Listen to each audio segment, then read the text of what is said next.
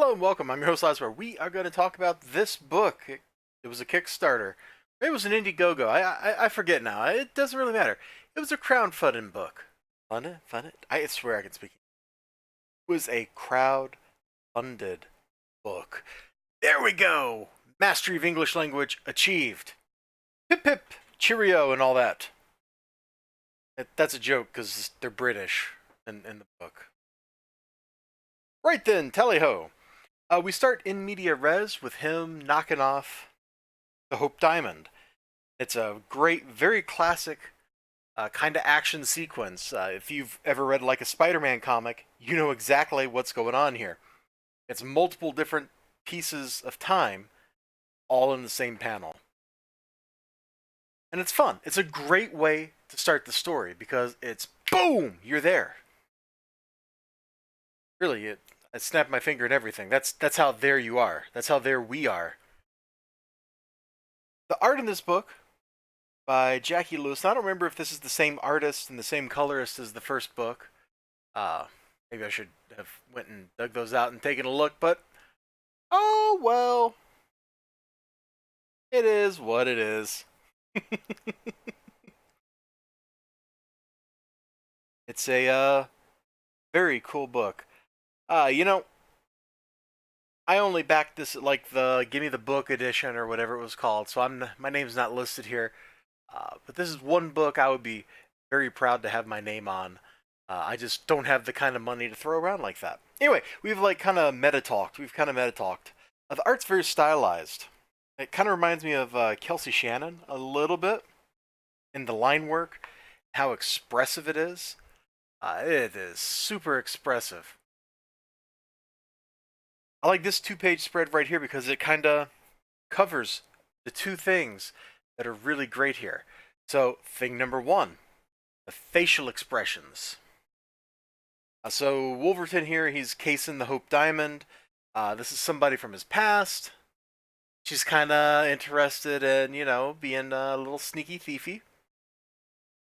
And we also see his arch rival, who we didn't know from the previous one. This kind of gives it like a Lupin kind of feel, because now we've got the master thief, got the love interest, we've got, you ready for it? The inspector. Boy, this is a very familiar formula, isn't it? It's executed well. Like, it may be familiar, but it's done well. So he's like going down, he's looking, he's checking out the security system. Look at his facial expression. Aha! I see the security system, and then he sees the shoes. He's like, hey, wait a minute. Charmed, I'm sure. All these, look at his smug little face. Sorry, Wolverton. I didn't see you there. Apparently not. Do you know each other? Backstory! Then the use of color sometimes is really masterfully done because it draws the eye. Alright? Like over here, we got this little light slash just to provide some kind of background to indicate action. The downward slash implies that the cane is going to be dropping down. Boop. Over here, this background separates the players, the three characters we care about, the main character, his rival, and the love interest, from everyone else. They're rendered rather obviously as background elements, while the people we care about, even when they're in the back, are rendered like they're important. Like, look at this dude. He's way up here. He's in the front. You know? It's all like, look at my mustache. My mustache is amazing. And it doesn't matter. He doesn't matter. He's just a thing in the book. You know what? He's actually... I don't remember if this Kickstarter had, like, get your face drawn in the book, but somebody with a mustache like that probably was a Kickstarter backer. That'd be my guess. Anyway. So, really great stuff. There's lots of build-up. It's a heist movie. It's a heist story. Even though there's more to it than that. I'm going to flip over to the villains here. You remember the first issue? There was a ship captain. He was transporting the monkey's paw. There he is. Apparently, someone didn't quite go down with his ship when Wolverton sank it in issue number 1.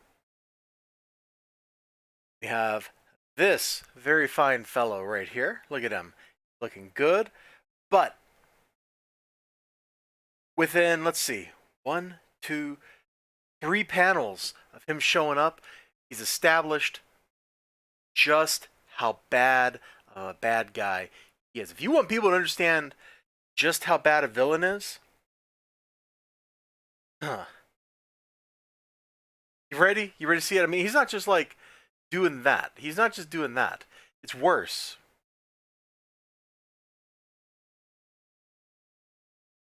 Then we get a name drop at the same time. Gray. You gone mad, Gray. Magic is punishable by death now. Pish posh. I doubt she'll be doing very much talking. Dude! Oh, that's like nightmare fuel for somebody. Once again, so we're introduced to a villain who's super bad, and once again, look at these facial expressions. The anger, the menace, the frustration, the fear. The fear. It's very appealing to look at. It's bold, what it is. It's bold. Like the... There's the, thingy. Jigger.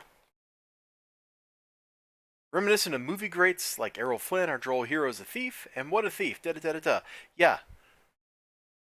Reminiscent of movie greats. That's really what it is. I mean, he is definitely like an old school hero. It's super old school, and having talked to the writer guy on Twitter, I can kind of see the influences, the things that he's drawing upon. As a person, he very much likes things that I don't necessarily like as much, like Noel Coward stories. But you know, this is a weird digression. Why did I go down this? I don't know, but look at that diamond. So after he scopes the place out, there's a great thing. You got an opera. This is very classic. People go to the opera. There's intrigue at the opera. There's a heist, some romance. It's all in here. Everything you can want. Action, adventure, story is in here. So I'm a sucker for heist movies. And that's essentially what this is. We meet like that one guy, the villain, Gray. It's Dorian Gray. H.G. Wells makes an appearance. Like, there are people in this story that are either fictional or fictionalized versions of real people, and it's a lot of fun. I'm kind of a sucker for those stories, but some of them don't work. Like somewhere I've got a half-read copy of like Merrick meets Dr. Crow or something like that. And, Merrick, the Elephant Man, very tragic story, very fascinating film with John Hurt. And that story just didn't really do it for me. The Boston Metaphysical Society, where the volume I purchased was, like, I only kind of half read it. I read it because I paid a lot of money for it, but it never really hooked me, even though it was using, like, Nikola Tesla and other famous people from this time period.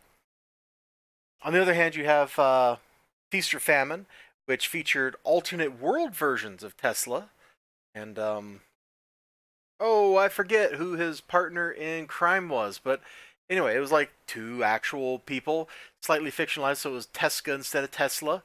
But that was just because they were from an alternate world, and it was really good, really well done, really fair to the people. I think this was pretty fair to H.G. Wells because it kind of casts him as a crazy scientist. There's a lot of crazies right there. Pretty good. Writing was tight. The wordplay was fun. Let's see. Imagine there's something else I want to show. Oh, I can't show that because that's in the middle of the page and I don't want to show another page.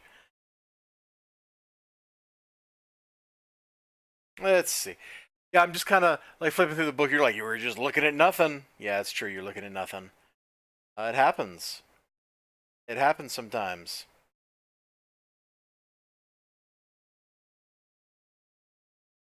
No, I guess I can't show you anything else. I don't want to show more of the book than I have to. And even though there's a couple panels I'd like to show you, they're always like around something that's real spoilery, and I don't want to spoil it. what I want you to do is I want you to go buy this book right now. It's probably on the website. What's the website? It's real easy. WolvertonComicBook.com. Oh, and here's one thing I do want to say to Michael Stark. Dude, put this on the cover. Like when I go to catalog books, I have them like indie comics. They're organized by publisher in my boxes. So, you know, where am I going to put this? It doesn't say on the cover.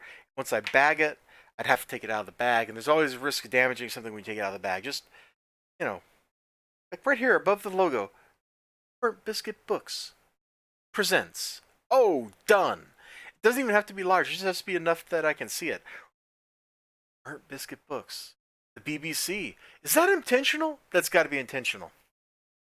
Anyway, this was a Kickstarter. There were stretch goals and extra things added in and all kinds of stuff. And basically, I got a set of some swanky little postcards here of art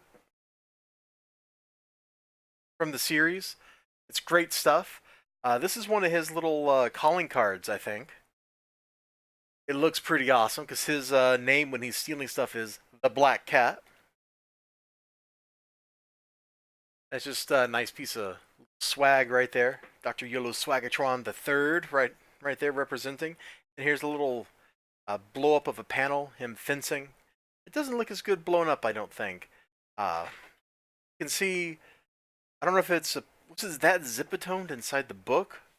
Or is that done after the fact? I'm gonna find that page. Don't think it was far in. No, it was not too far in at all.